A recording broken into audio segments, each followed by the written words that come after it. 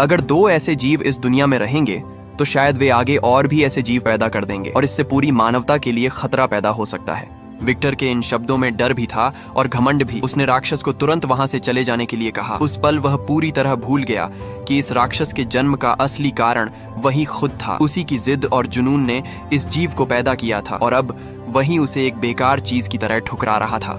Victor की इस बेरुखी ने राक्षस के दिल में भरा हुआ सारा दर्द और गुस्सा बाहर ला दिया। अचानक उसका धैर्य टूट गया और उसने हमला कर दिया। उसका सारा गुस्सा अब सीधे विक्टर पर निकलने लगा। तभी एलिजाबेथ सबसे पहले वहां पहुंची। उसने सफेद शादी का जोड़ा पहना हुआ था और वह धीरे धीरे राक्षस की तरफ बढ़ी। उसके चेहरे पर डर जरूर था, लेकिन उसके भीतर एक अजीब सी हिम्मत भी थी। वह विक्टर के सामने खड़ी हो गई, जैसे उसे बचाने की कोशिश कर रही हो।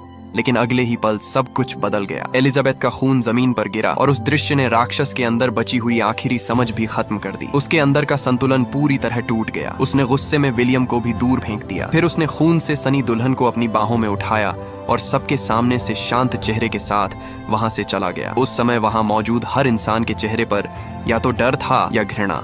एक ही रात में विक्टर ने फिर से सब कुछ खो दिया। उसकी प्रेमिका एलिजाबेथ और उसका अपना भाई विलियम दोनों उससे हमेशा के लिए छिन गए। उस पल विक्टर खुद भी समझ नहीं पा रहा था कि असली राक्षस कौन है, वह खुद या वह जीव जिसे उसने बनाया था। गुस्से और दर्द में डूबा हुआ विक्टर तुरंत एक बंदूक लेकर राक्षस के पीछे निकल पड़ा।